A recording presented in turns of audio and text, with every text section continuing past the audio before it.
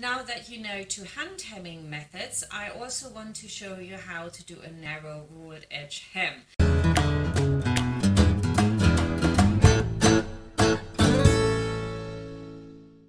Now this is a method I've just used for my glorious Manhattan top. It really is absolutely fantastic, fits really well, it's ideal for the summer and for the Christmas season. I think it's just beautiful.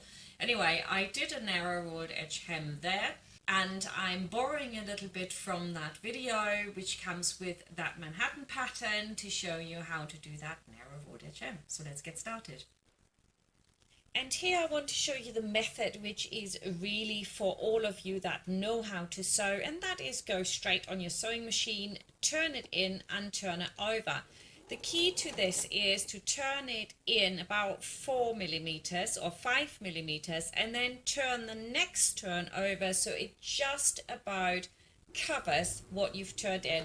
So you have a double turn in, and that works very well. Of course, this is not the easiest method, and if you are a beginner you want to hang tight now because I'm going to show you another method as well. So as you can see here, I really stretch it with my right hand, and then with my left hand I have a pin to go in and to even it out and go all the way around.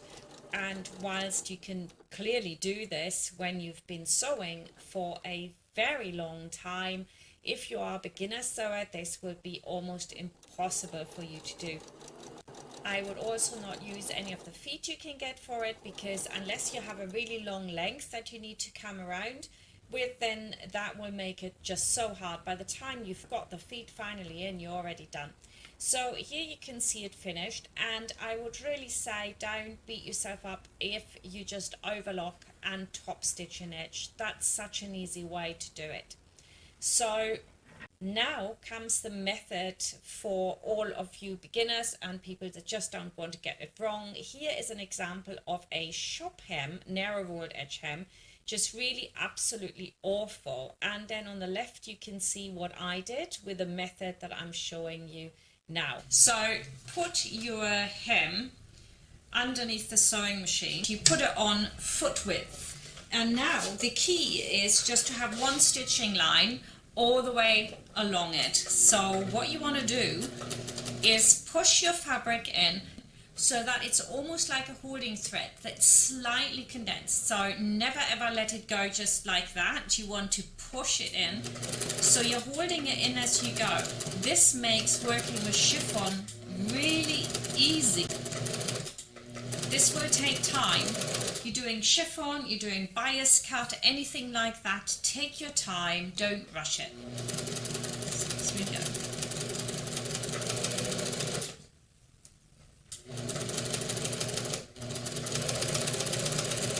Right, I'm ready to go, and I'm going to fold it over exactly where I've stitched.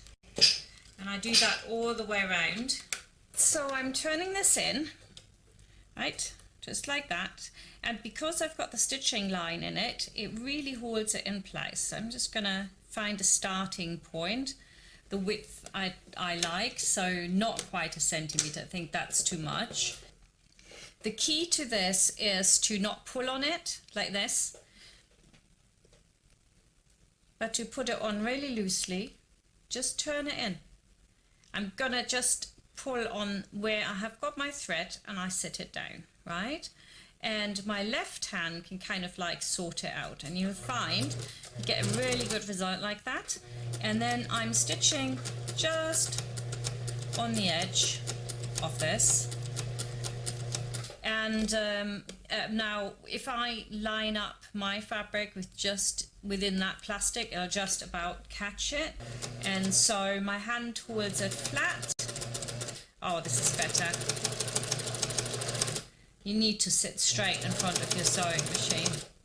And you will have none of this slightly gathered edge where it kind of pushes and pulls. And I'm just working my way around now. So I go to my next step, turn it up. Can you see what it would do if it wasn't for that thread in there holding it in place? Oh my goodness, it would be awful. So now I can do another little bit.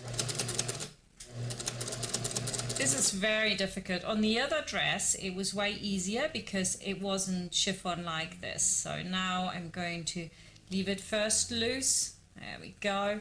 Make sure it sits nicely. Hold it down with my fingers and do my next step.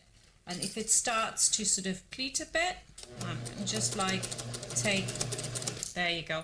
And you can see it coming out of the end. That's perfect. There we go. Keep doing it. Not letting any of this pleat. That's the perfect result of the back here coming out. And this concludes the hems. We can now move on to our bias binding. So are you ready?